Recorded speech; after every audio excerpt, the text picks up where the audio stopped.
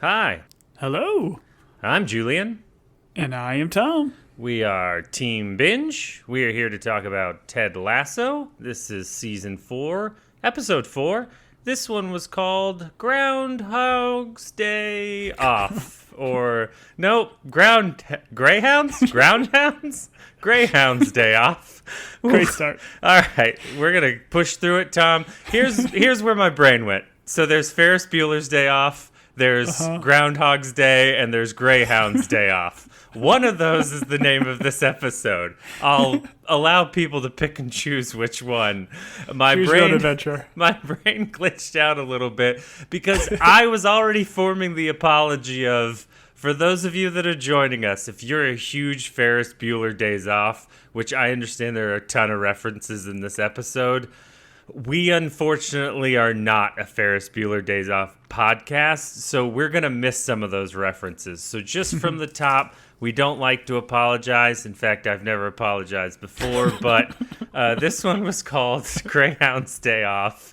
And I enjoyed this one, Tom. We got introduced to, and I think we talked about this, hey, like, who's going to be the foil? Who's maybe going to bring in a little bit of, like, drama and negativity? I'm not saying that Zelda Southport is going to be that character, but there's definitely some push and pull from Keely and Rebecca that's going to come out of that character, and I'm interested in talking through what you thought of her and her introduction into this. But several storylines going through. I laughed several times. You know, there's really nothing better than Beard, Alice, and Ted just spending time throwing quips. You and I are known to love trivia, pub trivia. So that being a plot line will never not. I actually spend more time trying to answer the questions in the show as opposed to paying attention to the show. But I did enjoy this one. I have a couple of questions and gripes as normal. But, Tom, from the top, how did you enjoy Greyhogs Off Day, episode 4? I enjoyed Greyhound's Day Off. I thought it was a blast and fun, and it was kind of fun to see the cliques or team dynamics of the Lady Greyhounds, and then kind of see them in like the Ted Lasso-ness, finding ways to bring them all together was great. You know, you mentioned we obviously love trivia on this podcast. We also love podcasting on this podcast. So to see Trent Crimm and Dr. Sharon, fan favorites, come back was so fun. I loved seeing them. And then we'll get to it right at the top here, but like Trent Crimm's podcast being called like Through the Laces, sponsored by Grady Locks for the Silver Fox, like just all the fun little fan service that this show is doing. I thought it was great, and it was a fun episode. Yeah, use T. Crim for 20% off at Greylocks. Would you listen to, I mean, he had the NPR voice going pretty strong. So much. And I honestly thought, are Tom and I doing it wrong? Are we supposed to talk low and slow? And really, would that push us over the top? And then I thought, I don't think it's our voices that are going to push us over the top. In fact, I don't think there's anything. But I did think about it for about half a second, Tom. You know, you'd listen to a Trent. As a soccer football guy, you would definitely listen to a Trent Crimm podcast, right? Listen, we know Dr. Sharon would listen to a Trent Crimm book. I like that little call at the end. That was great. Yeah, she won't read it, but she'll definitely listen to it. Where do you stand on audiobooks as opposed to reading? Are those equal to you? Would you say, oh, I read a book, even though you just listened to the audiobook? That is a philosophical question. I feel like I only recently, over the past couple of years, have actually started picking up physical media and books and reading them, and I very much enjoyed them, but I'm a wildly slow reader, and I don't drive as much for my job, so I'm not in the car, like, listening to audiobooks, but I think you could still say that you read, quote-unquote, read the book if you listened. I agree. I'm a huge fan of the Libby app, which allows you to check out library books with your library card, and you can do audiobooks. That's a little helpful tip from Team Binge Podcast. We love reading and also listening to reading, which is definitely a thing. Tom, let's dive into this episode. We've essentially got 3 main storylines. We have the team is divided, and we have to solve that problem through, I would say, less involvement than Ted probably typically does. He kind of is just like hey, let's all go somewhere together, and then lets the chaos ensue. So I don't know how I feel about his hands-on coaching at the trivia pub game, but we'll get into it.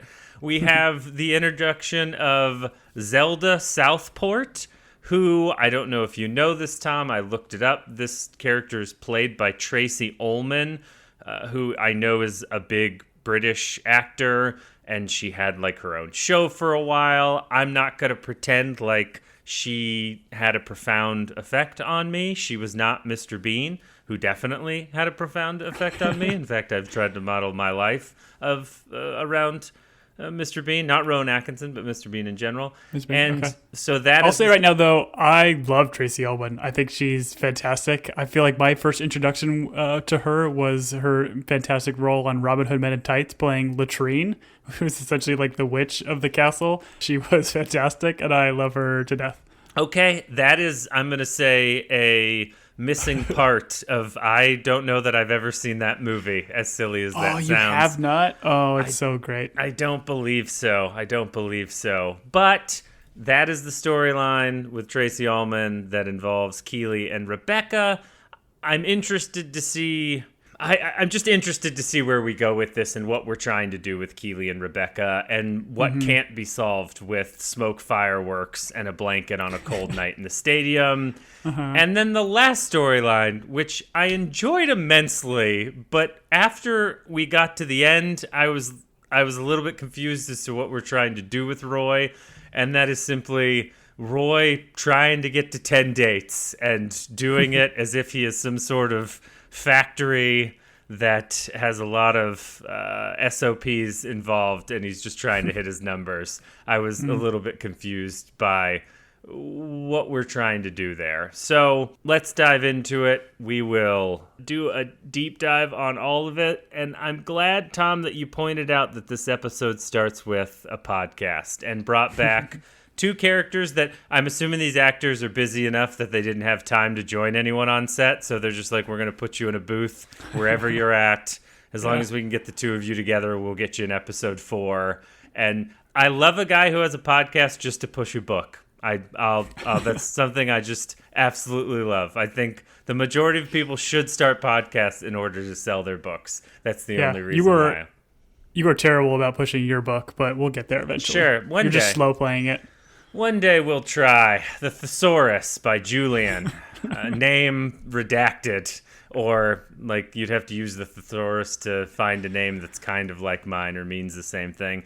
I think that's what a thesaurus is. Man, between greyhounds and thesaurus, I feel like I'm having a stroke over here. All right, they have a conversation. I appreciate the storytelling device that they have here where we cut into the podcast as we're like addressing the major issues with the team. This podcast seems to be about team building and football. And so they both have written about if you lose the dressing room, you lose the team. And inside that dressing room or locker room is where communication and trust happens.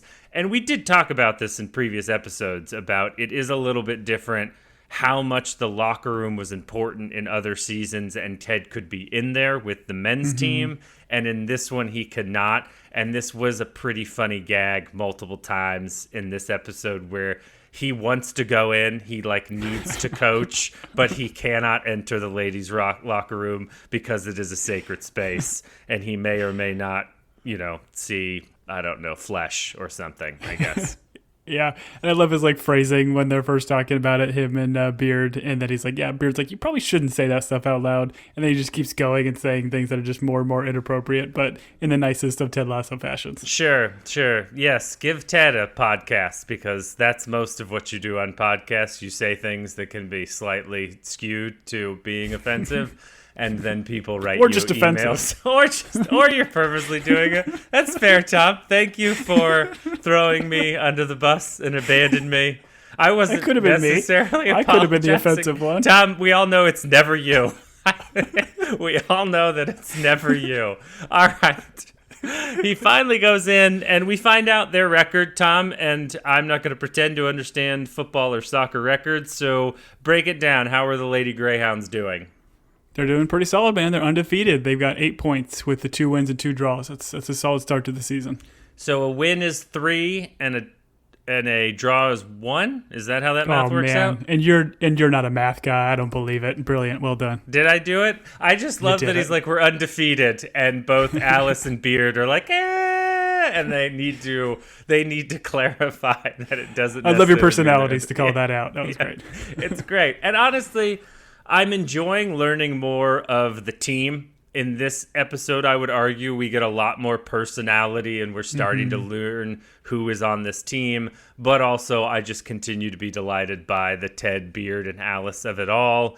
And they have a conversation about the locker room being divided, and she uses the term cliques, and they're like, men don't have that. They have factions and posses, or Harry Potter houses, or dragon families. What?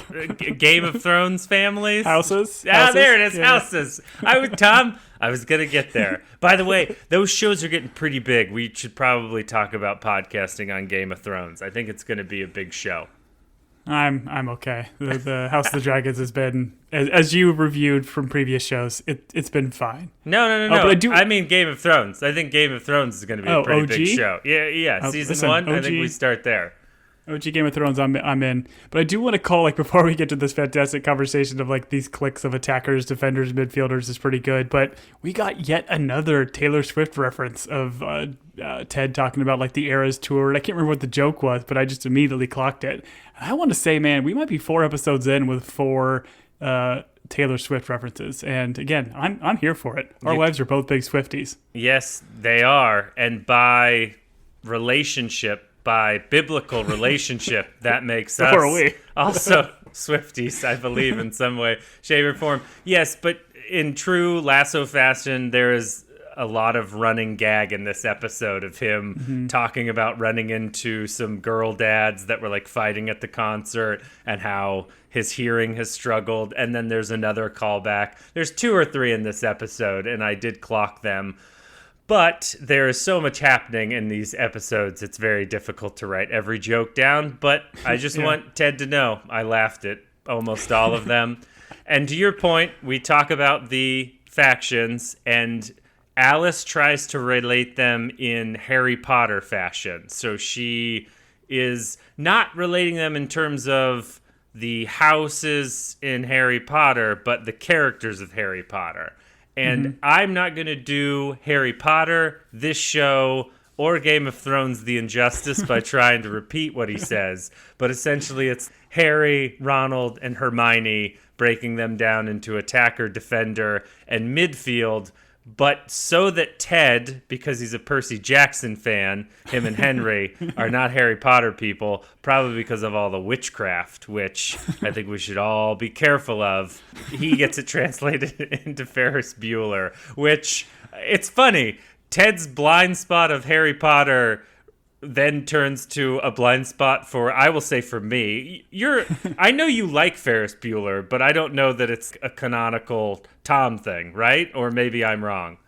Yeah, I mean, it was probably a little bit before my time, but I have certainly seen it a handful of times. But I'm sure this episode was riddled with things that I didn't catch for sure. I mean, I think the biggest one, which I absolutely did catch, was like the music transition of like the boom, boom, right.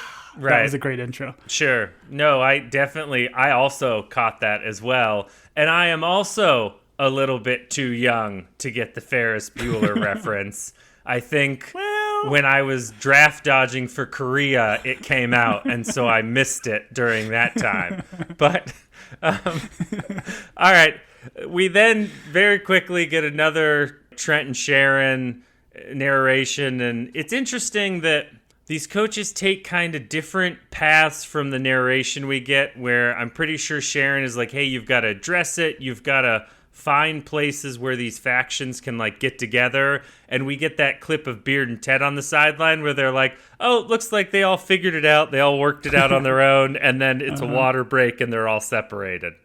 I like how they were all separated in different like jerseys as well. Like they had like little pennies on, which was funny. But yeah, like Trent and Sharon were essentially saying like you gotta find community in these stressful environments. So that's kind of why these cliques have been created.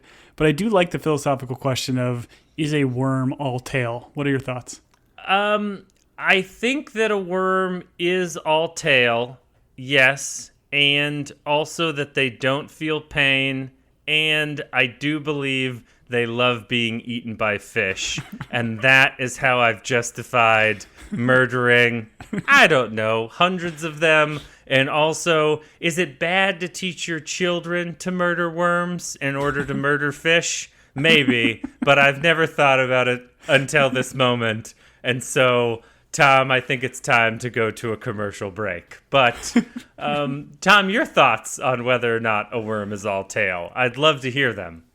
Oh, no. A worm is all head, so that makes you even that much more of a monster. Interesting. They're just thoughts and feelings, hopes and dreams, and they definitely feel pain because they're all head. Oh, man. Tom, you've given me a lot to think about, and I appreciate it.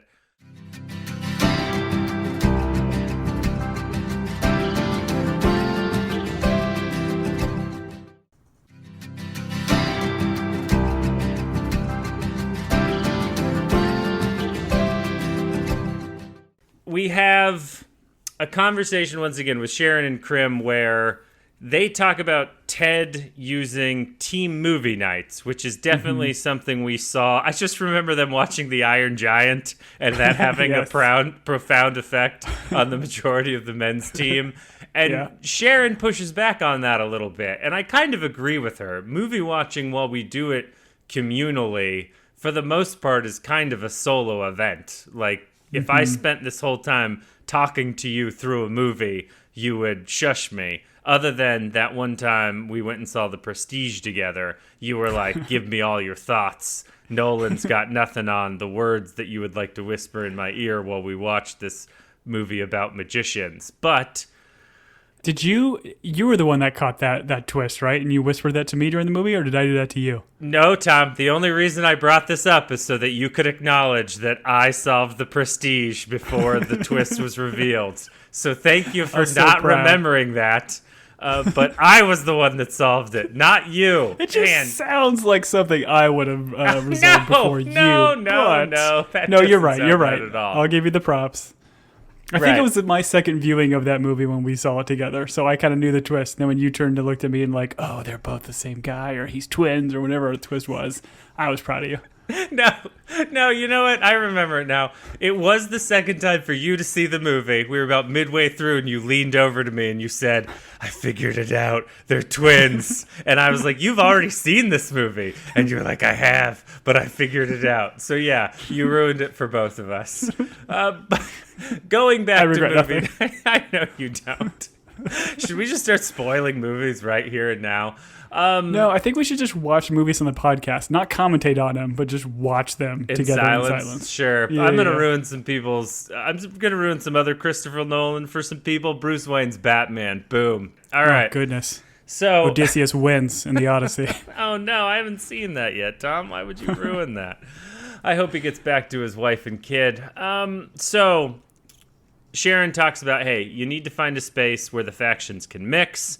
And this is ultimately going to lead to pub trivia, which I have a few questions about it. But it's important that, I don't know, this seems a little bit like Team Building 101. The enemy of my enemy is my friend. No, the friend of my, no, the enemy of my friend. You just can't fool me, Tom. You just can't fool me, you know? Great mix of metaphors. I love it. The transition master. Yeah. So ultimately, this is going to be the reason why we wind up back at May's for the pub quiz. I do like, by the way, before we get to the Go May, ahead. like the May concept of the pub quiz, of she's saying like she read all the wrong answers, so she's been banned for X amount of time, and she's finally bringing it back. I love that. Right. What? Is there a governing body of pubs that are like, hey, if you do your pub quiz wrong, then we have to bar you? She mentioned an NDA. I was like, what type of barrister did we get involved in this? But The culminating part with the team is we do get into a locker room fight, and we see kind of the factions developing and who the main people are on the team that are causing the friction. And all of this leads to Ted and Beard rushing into the locker room while blinded in some way, shape, or form. Ted's got a garbage can on his head, and Beard's got Post-its. Tom, I give you the floor. Impromptly, what would you use as a blindfold? And please don't say you just have, like, a blindfold within arm's reach at all times. Give me something that you would legitimately use as a blindfold. I mean, I do generally carry a sleep mask with me just in case. You never know when you need to take a quick nap. That's right. I feel like I would just, I don't know, maybe this isn't appropriate, but I would just take my shirt and flip it over my head, like kind of like that classic, like you score a goal, you run around the field kind of thing. Yeah, no, I but definitely then I'd be don't exposing think my midriff. Yeah, you cannot run into the women's locker room blinded but half naked. I'm almost positive that's something they don't allow. Yeah, but you're almost positive. That's not totally positive. Sure. We gotta check the rule book on that one. I love this scene though. It was just so good, like the comedic brilliance of like Ted the garbage can was great, but then Beer with the Post-it notes I felt like put me over the edge, and I was cracking up. Oh, it was so good, so good. What are you wearing? Like I gave you my guesses. What are you? Well, first off, Tom, face? I'm going to answer your question. I'm fully clothed. I'm going in there fully clothed. I'm probably putting on long sleeves and pants because I'm not going to expose anything. But what I would probably do is I would throw on a pair of aviators and then I would shove napkins behind them. And so it would almost look like, I don't know, Johnny Depp in Once Upon a Time in Mexico where his eyes have been removed. Spoilers, kids, they remove his eyes. But that's what I would do. Okay. I like mine better. I like yours better too, because then I don't have to remove my eyes. I agree.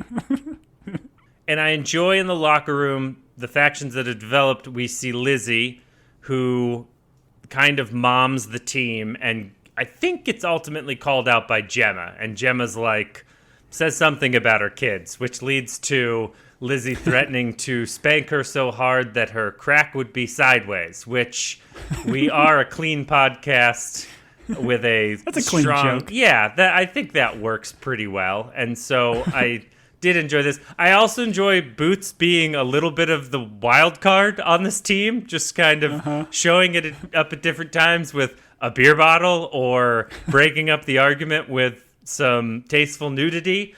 But ultimately, so Tom, help me out here. So Lizzie is what position? I think she's a defender, right? She's like the one kind of wrangling in the Irish twins that are the central defenders. So I'm assuming she's a left or right wing back. Okay. And then Gemma, we've discovered, is a striker, which would put her as a attacker or a bludger or a Seeker. Sure. Yeah. She'd definitely be a Griffin, a Griffiths Slytherin, something. Whatever. It's dumb. All right. So they get into an argument. Ultimately, Ted... I think we are on record. We love a Ted yell. We love a Ted angry yell. And as angry as Ted gets, he's not disheveled here. He's pretty well kept. Hair's done. Mustache is there. And he's like, listen, practice is canceled. I like that they were all like, oh, practice is canceled. I'd be like, dope. I'm going to go play Xbox. Like, what's going on? I'm going to go record another podcast with Tom. And instead he's like, we're going to pub trivia, which seems like the dopest of practices. And speaking of, just want to say, I mentioned his disheveled mustache. I don't know, Tom, if you've seen this one, but on Apple, on the app, when you are looking at Lasso, there is a promotional picture where Alice Chilton's hair is like blowing in the breeze, and it cuts across Ted's face in order to form his mustache, and it's a pretty funny picture. I don't know who in the marketing team came up with that, but 2 thumbs up. I enjoyed it. Yeah, listen, Apple marketing doesn't get a whole lot of money, but when they do some stuff, they do some stuff pretty good. I think there's another one with like Ted with a Post-it note on his head that says "Believe," which I think is pretty solid as well. But I do love Ted running in here saying the fun time is over. They got to hush their butts and do some pub trivia. Hush their butts is definitely a phrase I'm going to put in my back pocket and use the next time I get pulled over for speeding. I am excited for that phrase. All right, before we kind of complete plot A, let's dive into the Roy and Keeley of it all. And so we haven't touched on it yet, but the introduction of Zelda as this girl boss, like she is promoting women's sports. She's got some rock star energy.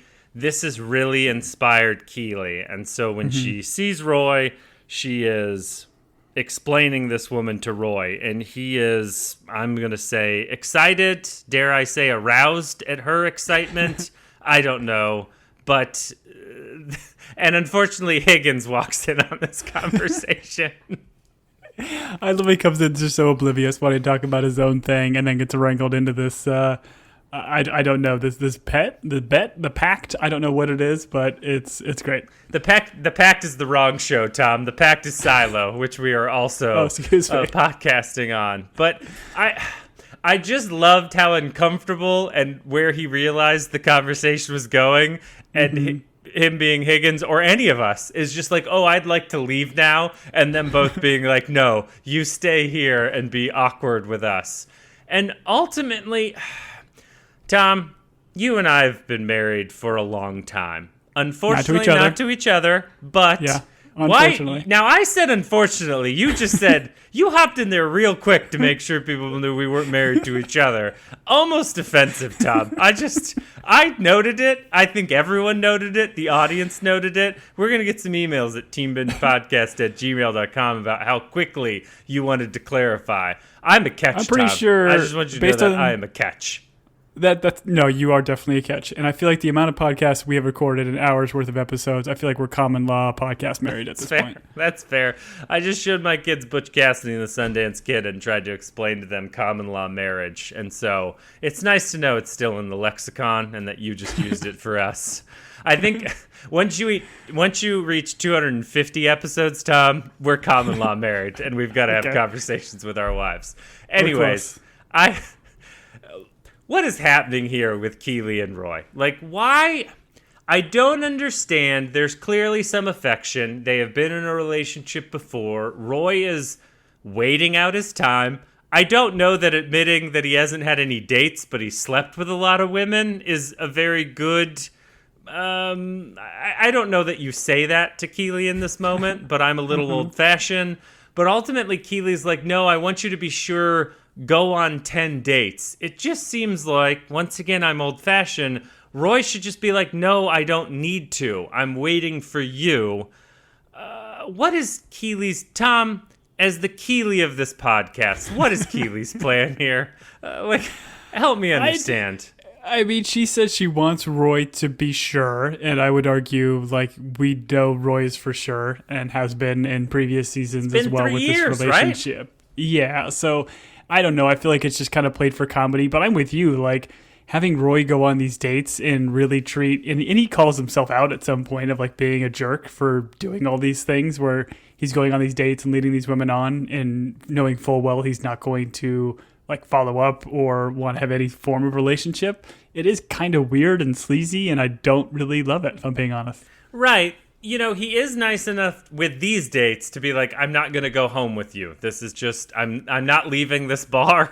Like, I'm waiting for the next date, which I did think was funny. But what happens with the barkeep and then what is telegraphed with Dr. Beaumont, who gave me a little bit of the teacher vibes. Miss Bowen. Miss Bowen. Bowen. So Beaumont. between Beaumont, Bowen, and barkeep, we've got the 3 Bs here for Roy, and I'm a little bit concerned for Keeley's chances. But I want to note this. During this conversation with Roy and Keeley where they established this 10-date thing, after they part, Higgins goes, I should call my wife. And I just thought that was like the sweetest Higgins, just to be like, I'm in a committed married relationship where I love my wife. I should call her. Something about this felt like unclean to him, so he wanted to call his wife. I just enjoyed that very much. But I think it's great too. And like we get in these next scenes where Roy is going on these dates like one after another. We get like the text to Higgins, and I guess it's a three-way text between Higgins, Keeley, and Roy. Right. And him saying like he doesn't want to be a part of it. And it's like, I'm begging you, please take me off this thread. I thought it was great. And it's funny, my wife had a great comment. She's saying like that's how she feels when she's on any sort of group text message. Just take me off this thread. I feel it.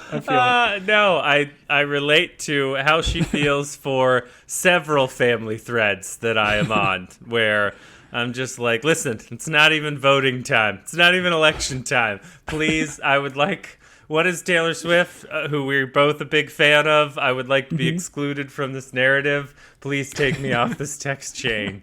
I don't know what it is, Tom. Immediately, once this barkeep like eyeballed Roy and got involved, I was like, well, there's going to be a romantic relationship for Roy. I don't know how shows do it or telegraph it, but he seemed to have no chemistry with these dates. These dates also just seem to be excited to date Roy Kent, the name Roy Kent, and obviously he's famous, right? He played a ton of years in the Premier Soccer League, so he is definitely out and about town. So he would be a celebrity in this world, right?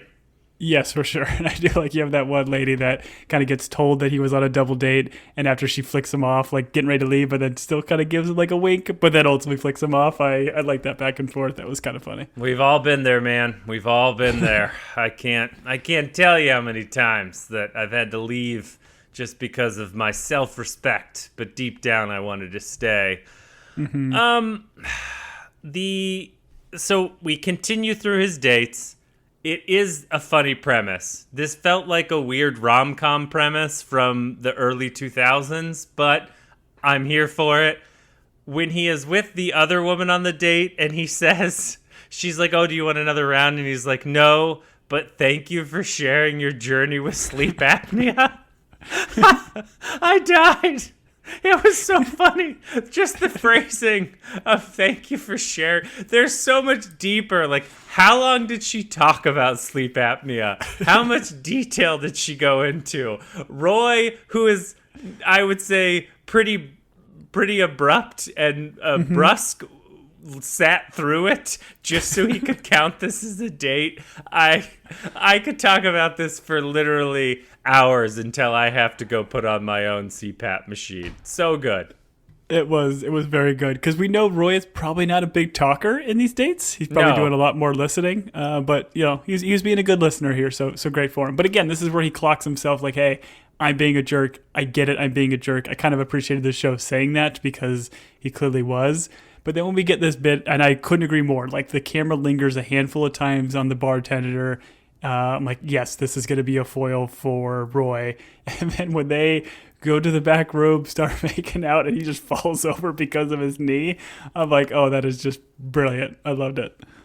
Those espresso martinis will get you in the drinker's knees every time, Tom. You know, I've never had one. They sound disgusting, but they definitely got Roy in this. I love the barkeep being like, are you okay? And him like not being able to move on the floor, being, yeah, I'm fine. Just leave me. You know, just Oscar the Grouching it of Roy Kent on the ground.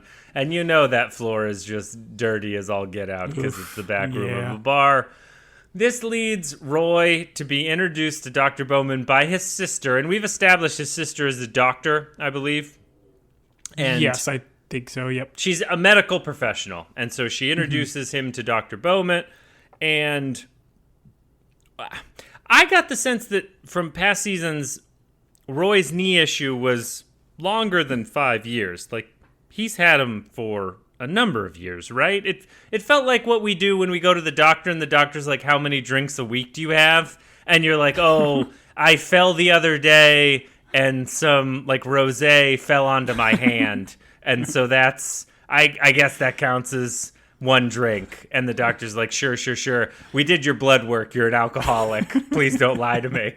But this doctor being like, how long have you had knee issues? He's like 5 years. It felt like a little bit of a fib, right? Yeah, I mean, I would conservatively say ever since he started playing football, he probably has had knee issues. But yeah, they've gotten to a point where it has been uncomfortable, and he falls over in inopportune moments. I do find it interesting. Incredible phrasing, Tom. Incredible phrasing.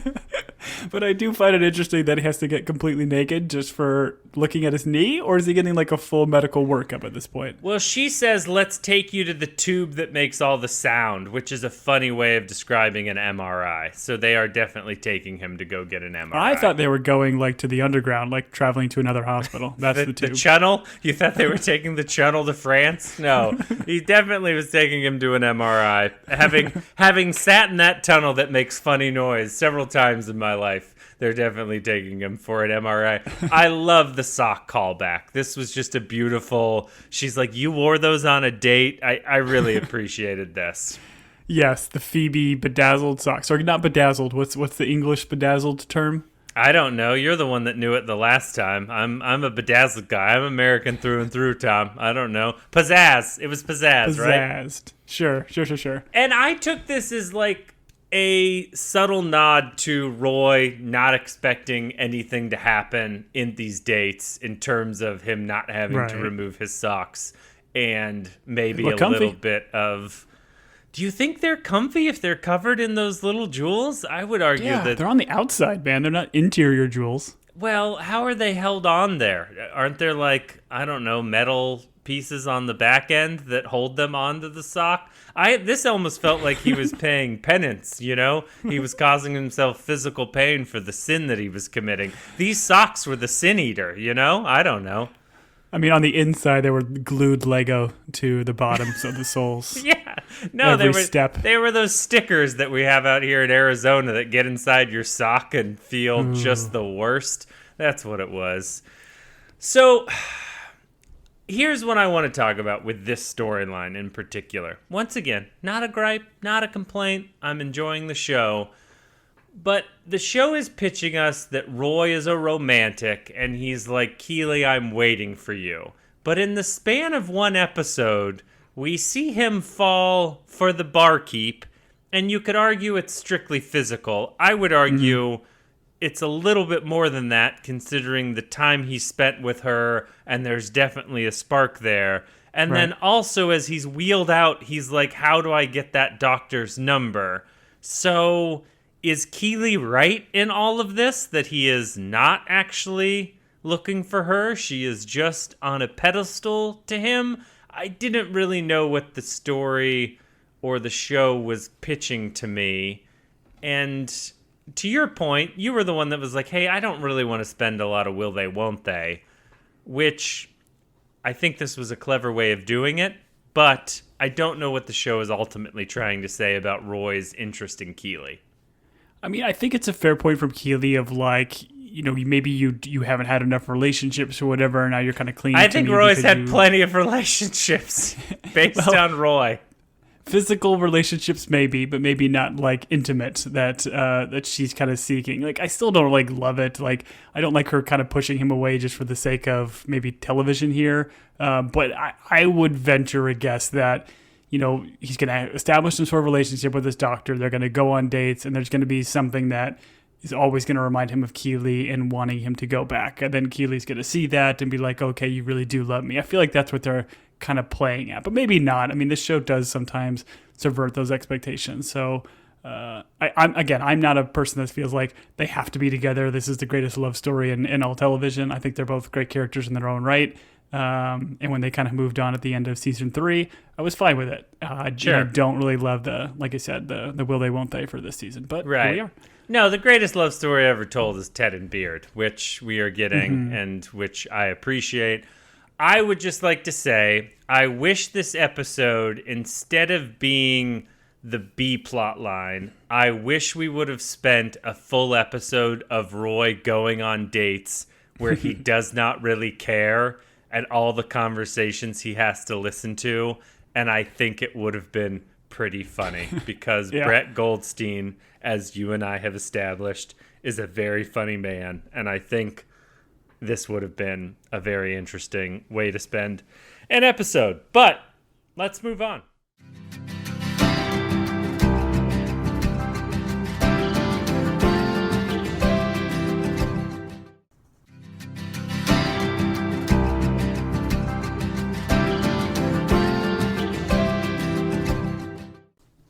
let's talk about the Keely and Rebecca of it all. So they go to a business luncheon, which the business luncheon seems to be a women in sports luncheon. And so they attend. With a lot of men. There's a lot of men. There's a lot of old, white, rich dudes here. And the show is very specific about pointing that out. And that is because they have the Scorpio Sports Fund manager, this woman that runs it, Zelda Southport, show up. And listen, this is a safe space, right, Tom? We're in a safe space. Only me and you, buddy. I don't know that they can bring a character out like that, have her be outright unpleasant at a women's sports business luncheon where she's clearly been invited to speak. These people like have money to donate or whatever, and she like rock stars it up front. And as an audience member, I'm supposed to be like, yeah, I'm rooting for that person. Regardless of gender, I would have found this person a little bit obnoxious. And why is this person the keynote speaker who after 30 seconds is like, I'm going to be at the bar? You're like, wait, what's happening here? I don't know. I appreciate her like calling out what's happening and that these people truly don't care. But I also wish they would have made her a little bit more likable. And I may be off base on that, but I don't think I am. No, you kind of called it in the beginning. I feel like they're kind of doing like Boss B kind of thing that they did with Rebecca's character in previous seasons, like kind of making her like very forceful and confident in herself, which I think is very fair, calling out like the corruption and like shenanigans that all these guys do, which is very much a thing in FIFA sports, and any sort of president that's ever run FIFA. Don't lead with it, though, I guess would be my comment at a luncheon like this. Don't lead with it, you know? Hit him over the head with it. I don't know. It's fair. But yeah, I mean, again, we get this other conversation about like, you know, if only they cared, like if they actually cared about trying to push women's sports as opposed to just trying to make a buck, which I thought is fair overall. But I agree. I don't know if this is maybe the best tact to kind of go at it, but they're establishing this character as a little bit more kind of again, I would say a foil for Rebecca and Keely, of like Keely kind of going all in on it, Rebecca a little bit standoffish because they don't know her. Yeah, again, I think that's kind of the main reason. Like you said in the beginning, this is not the new Rupert, but like something that in between these characters that's going to cause strife moving forward. Sure, a catalyst for some dissension between Keely and Rebecca, and we see the cracks in this episode. I don't know. We'll see where this character goes. Obviously, people that probably have like a Tracy Ullman relationship were like, oh, this is dope. It's good to see her. And she does have some funny things where she's like, oh, he used to buy heroin off of like the guy I knew. Now he buys cocaine. Like I found her funny, but also just like the rock star persona of, I don't know. I was just a little bit confused as to what her character is going into. And also Rebecca is like, hey, she's like a rich, angry woman, and I used to be that. And so I don't know that that's what we need. And we get a little bit of her backstory when Keely drags Rebecca over to the bar to talk with her, that she patented the banana clip, and then her ex-husband stole that, so she had to develop the claw clip. And I'm a little bit confused on what those things are. I guess they are hair products or something for the hair. Tom, you've had long hair in your life. Are you a banana clip guy or a claw clip guy? Oh, banana clip's old news, bro. I'm a claw clip kind of man. But yeah, I did have some long hair recently that I chopped off. I don't think I ever borrowed any of my wife's claw or banana clips, but did have to use a hair tie every now and then. Tom cut his hair and shaved, and I showed up his house, and I was like, oh, hey, is your dad around? And Dom lost 20 years. Turns out beards and long hair make you look like a grizzled homeless person. And that's what the claw clip solves, you know? Anyways. It's just a grizzled regular person. So, right. So to stick with this, we have this conversation where Keely is like, hey, we should set up a meeting with Zelda. She was super cool. Keely is in on her pro-women sport, like, what she is changing in the business. And there is a lot of reticence from Rebecca. Like, I don't want to join her. She's unpleasant, essentially. I didn't disagree with Rebecca. I didn't know what they were doing here in terms of, I understand Keely's enthusiasm for this. I understand Rebecca's hesitation to jump in with Zelda. And so I'm interested to see where this goes. I don't think in one episode I can make a judgment call, but I gotta be honest, I lean more towards Rebecca's way of thinking. And maybe that's the wrong way of thinking. I've never been wrong before, but I'm open to pretending like I would consider to be wrong, Tom, you know? Yeah, you'll never admit it. But like, this is like the conversation where Rebecca kind of says like not to be naive and says like, Keely, you're not being naive. But again, clearly kind of forming some sort of rift between the two. Right. But, and my spouse threw this out there as well, we do get this thing with Keely where whenever she asks of something of Rebecca and she gets told no, she kind of retreats in a way. And so I don't know. I'm interested to see, once again, where they go. And I understand that Keely clocked that she is not naive and she doesn't want to be seen as naive. And so this leads to the two of them going into the stadium, pulling out some blankets, and Keely explaining, like, listen, I understand that my excitement and enthusiasm maybe outweighs yours a little bit, but I want to build something here, and I want to build it with my best friend. And I guess pyrotechnics solve everything, Tom? Is that fair? They don't solve everything, but they solve quite a bit. And it was very nice to get Kenneth, the bus driver / roadie that we had in previous seasons, come back to do the pyrotechnics here. Because he's clearly, as a roadie, he is well qualified for this endeavor.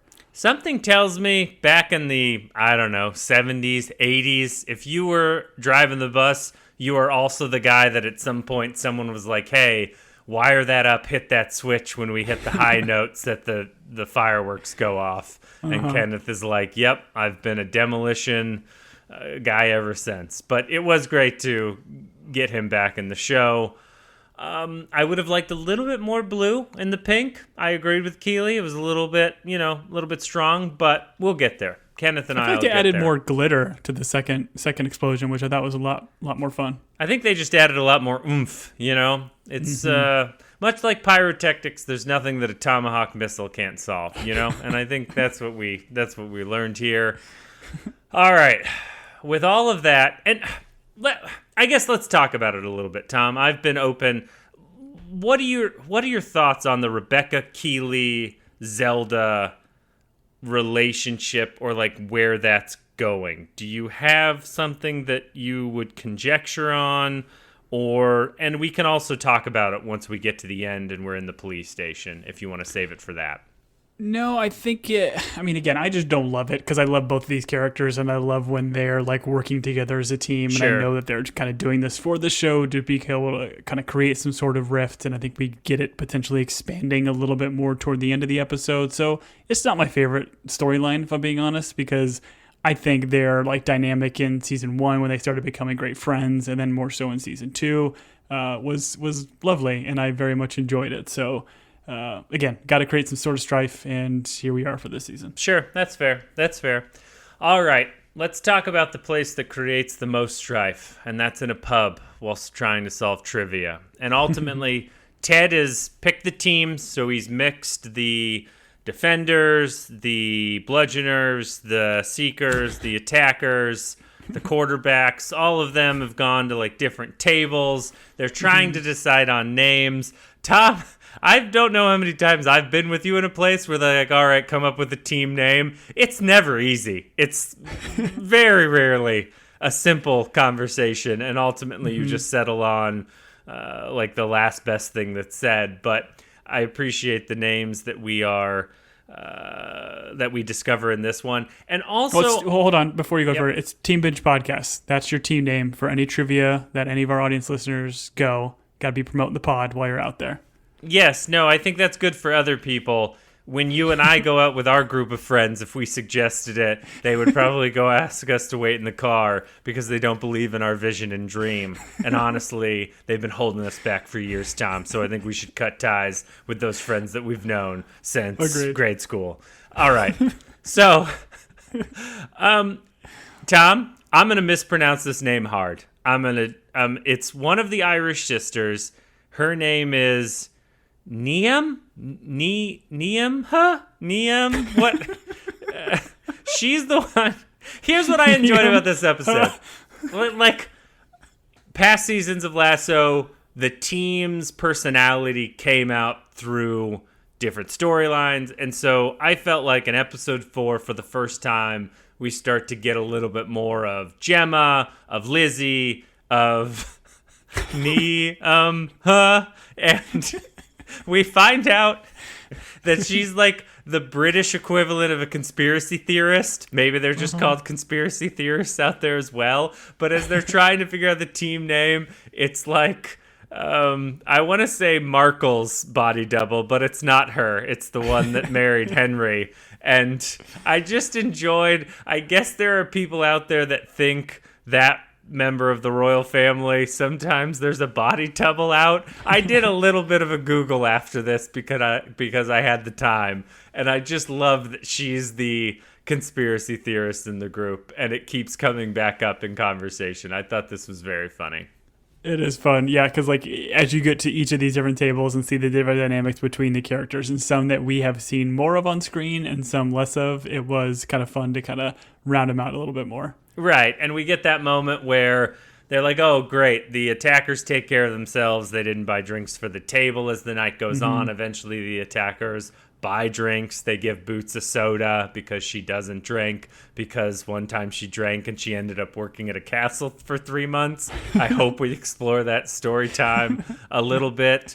Tom, Beard's got a little bit of you in him. He's apparently incredible at trivia. Is this established Lasso canon? I feel like it is, just how well read he is, and he seems like a guy that'd be really good. I don't know if they've mentioned it on previous seasons that he is like a savant in this, but I do love the dynamic when they're all sitting at a table. Chilton's like trying to help and answer, and Ted's like, listen, this is a kind of ride the bench kind of thing. Just let him do his deal. It was great. Right. And as a guy that has spent a lot of time with classic music, and by classic music I mean the Beatles, and I'm assuming the Beach Boys as well, Beard makes a comment about, or Ted makes a comment maybe, about, did you get the Beach Boys over here? I did not get that joke. Did you get that joke as a guy that listened to more classic radio than I did?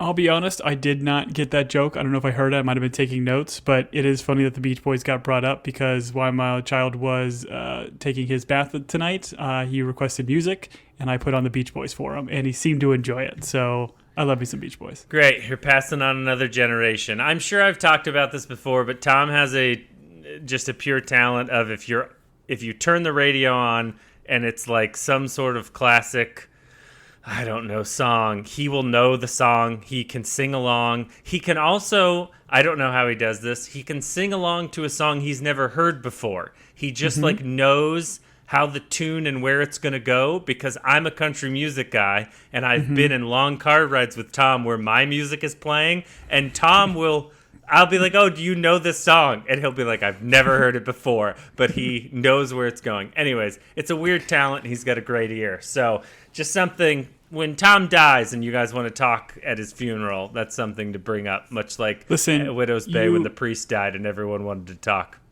You know, in other guys where Mark Wahlberg learns to dance ballet, like ironically, just to like make fun of the neighborhood kid. Sure. I listen to country music ironically, just so I can hum it when we're around later. I hate you so much. I hate you so much right now. What a mean thing to say. All right. We learn Alice, Ted, and Beard's team name is Flying Coach. One of the team's name is we couldn't figure out a team name, which is great. Classic. Talk to me about, so at some point, Beard, after just playing a perfect game, he goes to the loo, and he is so full of pomp and circumstance. He's like, I'm going to the loo. He's like, Alice, you'll get that reference. And he sees a picture on the wall, and he he rips it off, and you can see that it's like a mock picture of him. And later on, we see the poster. What was this about, Tom? And we find out what it's called. So his ex is Jane, right? Correct. Yeah. Well, did we know for sure that he was the ex? I feel like we maybe get confirmation married here because they got married at Stonehenge. There is they did like a pagan ritual wedding at Stonehenge. So this is his ex Jane, right? Yes. Yes. So it seems like maybe after the breakup, after this divorce, she goes and tries to put on some sort of like play, because this is not Beard. It's somebody definitely dressed up like Beard, and it seems like it's some sort of theatrical production. Now, the name of the theatrical production was Whatever Happened to the Baby, Jane, ? What does that mean? I don't understand. Like, listen, if it's like a miscarriage conversation, that's a weird joke. If it's Beard like wanting a child and Jane not wanting to have kids, okay. I was just very confused. Whatever happened to the baby Jane? So if that's a deep cut reference to a different production or some other pop culture reference, I don't know. Tom and I are both scratching our heads as to why it's called that, because I couldn't figure it out and I didn't Google it.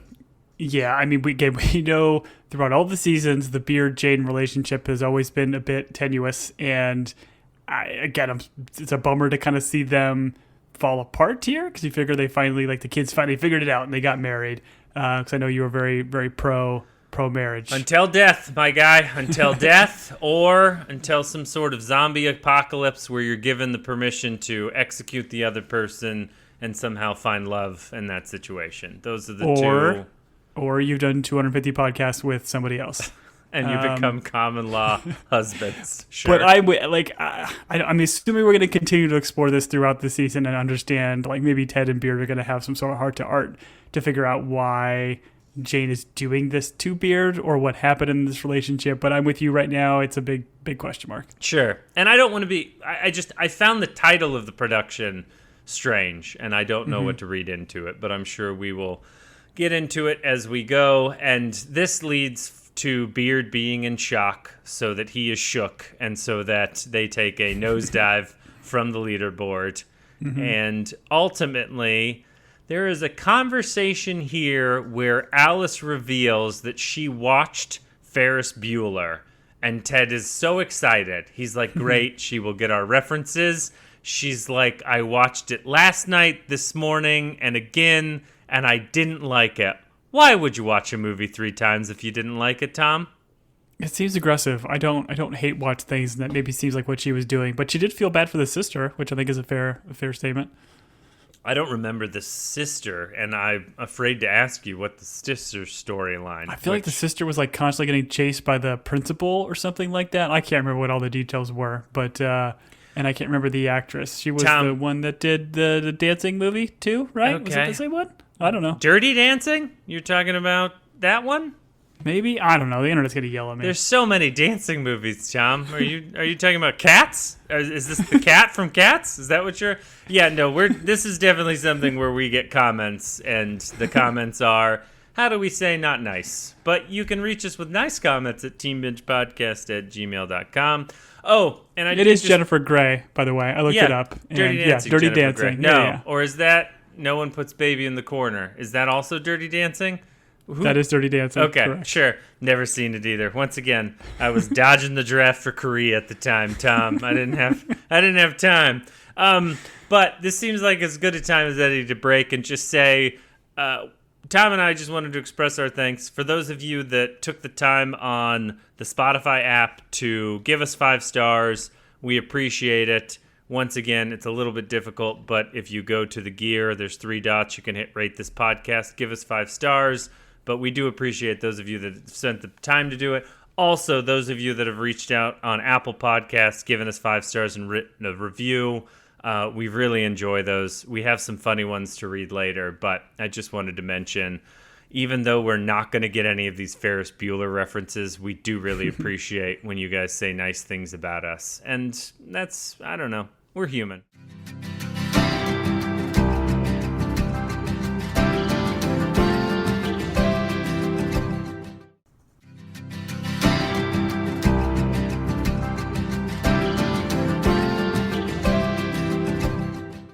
Tom, how did you feel about this pub trivia being a group of the women's soccer team and then having one group of men that seem to be very unpleasant? And I would just like to say that in life that I have lived, if I'm at pub trivia and there are groups of women teams, often the men in the pub are not unkind to them, but rather kind because, I don't know, maybe they would like to date those women. And so I found this a little bit weird that we brought in the men's pub team just to harass the women's pub team. And I'm not saying it doesn't happen. I just thought it was a little bit on the nose. That's all.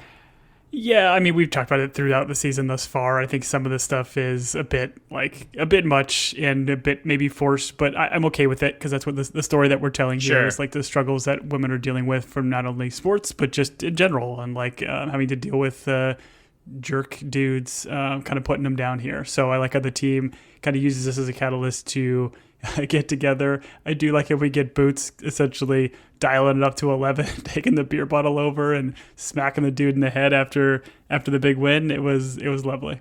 Yes, we are pro assault. We, as a podcast, we're pro murder. But if you're not ready to quite murder someone, we are also pro assault, which is great. And I appreciate what the show is doing. This is very sports movie-esque. The team has come together in order to win this trivia. I know that Goodnight Moon existed as a children's book. I know that I have read it, but I do love that it comes down to Lizzie remembering it, Gemma coming in to encourage her, the team all getting together in order for Lizzie's trivia team to win. This leading to physical violence in the pub. I don't know. I'm not a big bar fight guy on non-Christian holidays, but it happened in this moment. And to your point, and to my point earlier, I do like Boots being the wild card that's just going to scrap when scrapping is necessary. I think it's great.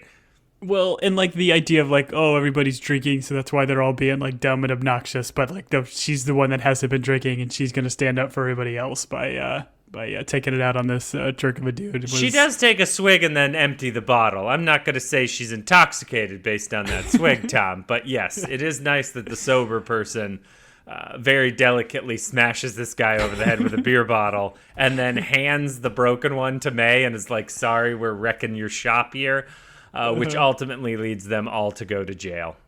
Mm-hmm. Go to jail. But I do like how we end by Ted telling them they have to go back because they are clearly the ones that helped instigate this trashing of said bar. Or I guess we don't know how bad the pub got, but I do like a chair is thrown through a window, Tom. I'm pretty sure there's some significant damage that is done. I would argue that they outnumber those four dudes, and so I don't know that a chair through a window is absolutely necessary, but it is what it is. We are down at, I'm assuming this is Scotland Yard, based on what I know about British policing. So they all get sent to Scotland Yard, and I appreciate Gemma getting to do some lawyering. She's like quoting law. That was great. How did you feel about Zelda coming in to be the person that gets the team released? Other than the Legend of Zelda, man. She always comes in. She's the real hero. Man. Okay, great. That's not what I was looking for. I appreciate your nerd video game Listen, I thought about, before this podcast started, I thought about just like looking up all the subtitles of Zelda games and trying to like integrate them throughout the episode, but I held back. No, I'm great. I'm glad. It's good to know. I'm sad now. I would have been sadder then, but it is what it is. I mean, she is the Twilight Princess. Oh, golly. Okay. So in the breath of my wild. I know.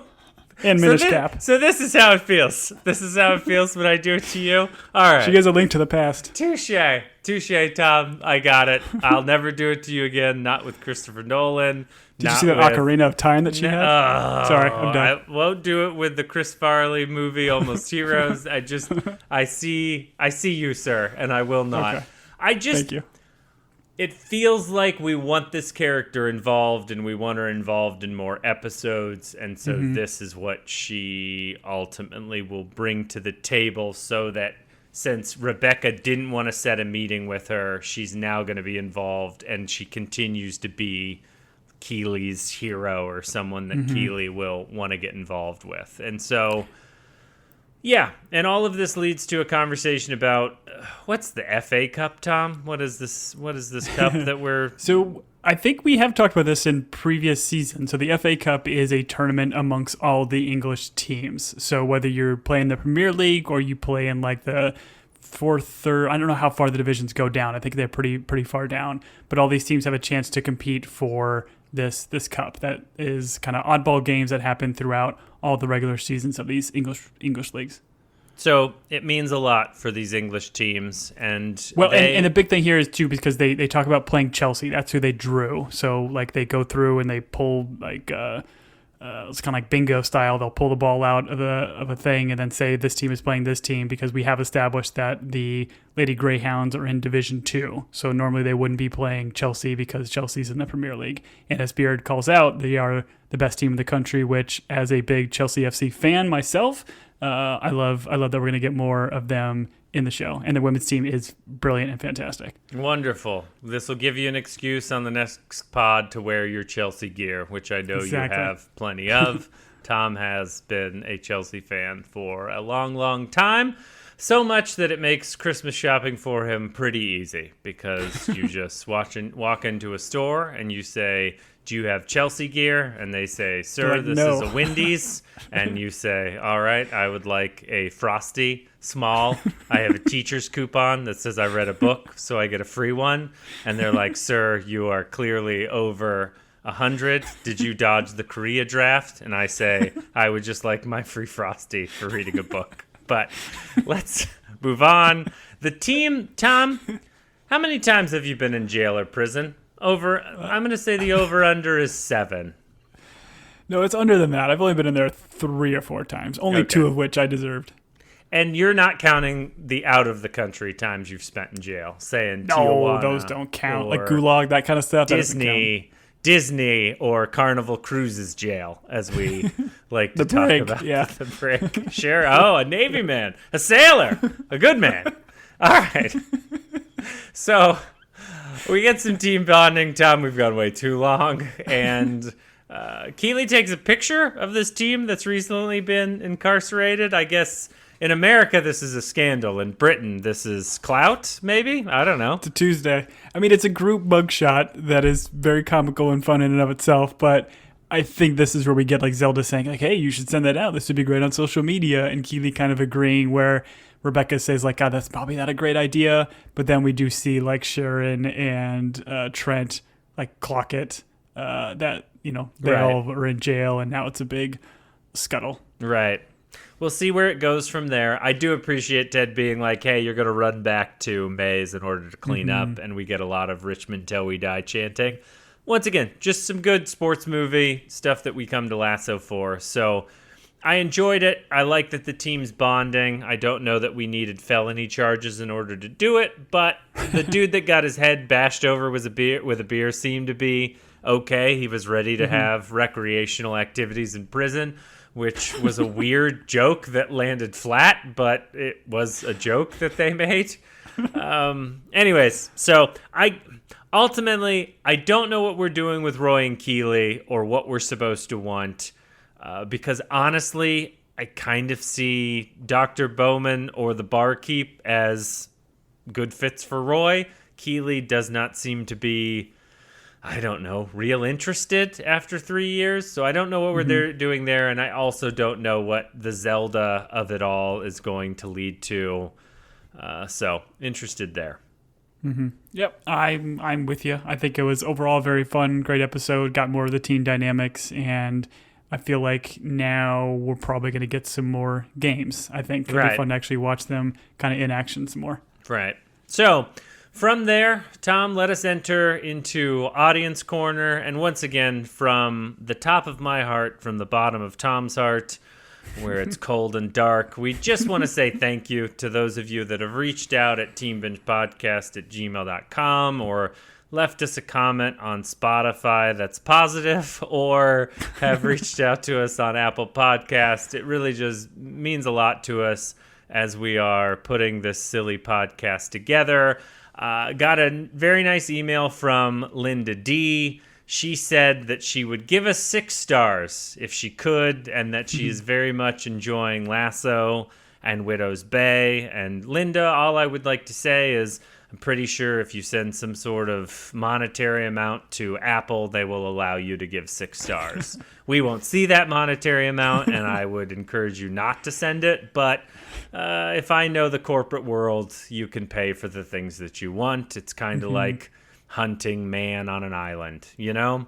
Or unicorns. Or unicorns, exactly, that hopefully exist in the silo world. And then the other one I wanted to mention is Lynette L. on, I believe, Spotify comments. She left a really good one where she said, listen, I don't use Apple Podcast and Spotify doesn't allow written reviews. But if they did, I would leave a really witty one that you guys would love. And we just want to say, Lynette, we see you. We appreciate you. And you gave us a very good chuckle. So thank you for taking the time. That is very kind. And as I go into reading some of our 5-star reviews on Apple Podcasts, I just do want to call out too, like, Apple Podcasts does not make it easy to leave reviews. Like, you can't even do it on an Android phone. Like, you'd have to... Oh, they don't allow it in the app, huh? No, you can't even do it. Well, you can't even download Apple Podcast app on an Android. You can only download Apple Music. So you have to be either on an iOS device or an actual laptop signed into an Apple account using Windows. It's wild. And easy, if you don't Tom. use Apple... Lasso's an Apple TV show. Easy, Tom. Be careful. Listen, our corporate overlords. Come on, man. Bring it together. We do so many Apple shows, and I absolutely love Apple TV, but I'm an Android guy through and through, so I feel your pain if you've wanted to leave us a review on there. But again, some nice, super kind 5-star reviews. These came through from Lala DMV, which is a classy username.